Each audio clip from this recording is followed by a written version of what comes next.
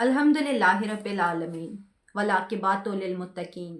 والصلاۃ والسلام علی سید الانبیاء والمرسلین اما بعد فاعوذ باللہ من الشیطان الرجیم بسم اللہ الرحمن الرحیم 10 رمضان المبارک، اس ہستی کا یوم وصال جو حبیب خدا کی محبوب آقائے کائنات کی کائنات دو عالم کے مشکل کشا کی مشکل کشا قرار پائیں، اسلام کی خاتون اول، مومنہ اول، رسالت مآب کی منقوع اول، ایمان والوں کی ماں اور دین کی محسنہ حضرت ختیجہ الکبریٰ رضی اللہ تعالیٰ عنہ آج دنیا سے رخصت ہوئیں۔ یوں یہ روز غم اور وہ سال عام الحزن یعنی غم کا سال قرار پایا۔ آپ اسلام کی آمد سے پہلے بھی پاکیزگی اور طہارت میں یکتا، بت پرستی سے بیزار اور آسمانی کتابوں سے علم و آگاہی رکھنے والی تھی۔ عفت و پاک دامنی کا عالم یہ تھا کہ خرافات سے بھرے ہوئے معاشرے میں بھی آپ کو طاہرہ کہا جاتا تھا۔ شان و شوکت، روب و دبدبہ ایسا کہ ملکہ بطحا ملکہ العرب کہلائی جاتی تھیں۔ آج خود کو با اختیار بنانے کی خواہش مند عورت اپنے لیے جس مقام کا تصور رکھتی ہے نا، سیدہ ختیجہ الکبریٰ سلام اللہ علیہ نے آج سے 1400 برس قبل وہ سب کچھ کر دکھایا۔ اتنی با اختیار کہ شادی ہو یا تجارت اپنے معاملات خود طے کیے، منتظم ایسے کہ سود اور ابا سے بھرپور معاشرے میں تجارتی دیانت کے اصول متعارف کروائے، عقل و بصیرت اس قدر کہ خاندانی کاروبار کو وسیع کاروباری سلطنت میں بدل دیا۔ ابھی پہلا اونٹ شام کی سرحد میں داخل ہو رہا ہوتا تو آخری مکے سے نکلتا، اکیلا آپ کا سامان تجارت مکہ کے سارے تجارتی قافلوں سے زیادہ اور خدمت گاروں کی تعداد اہل قریش کے غلاموں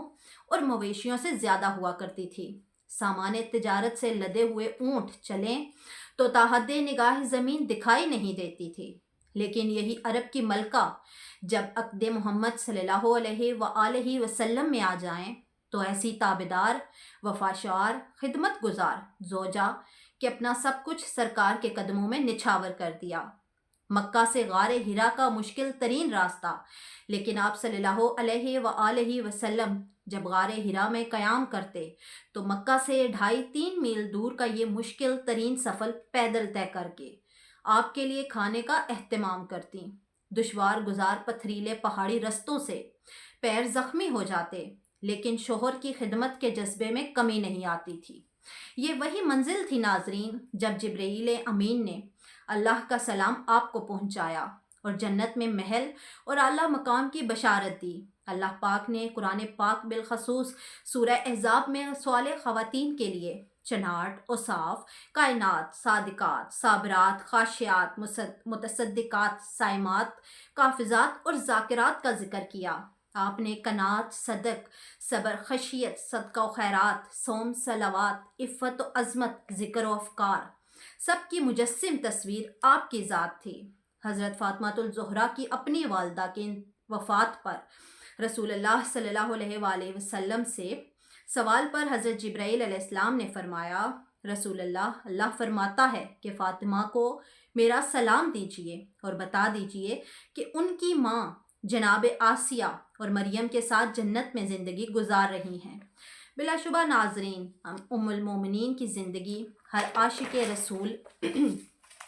ہونے کا دعویٰ کرنے والوں کے لیے مسلمانوں کو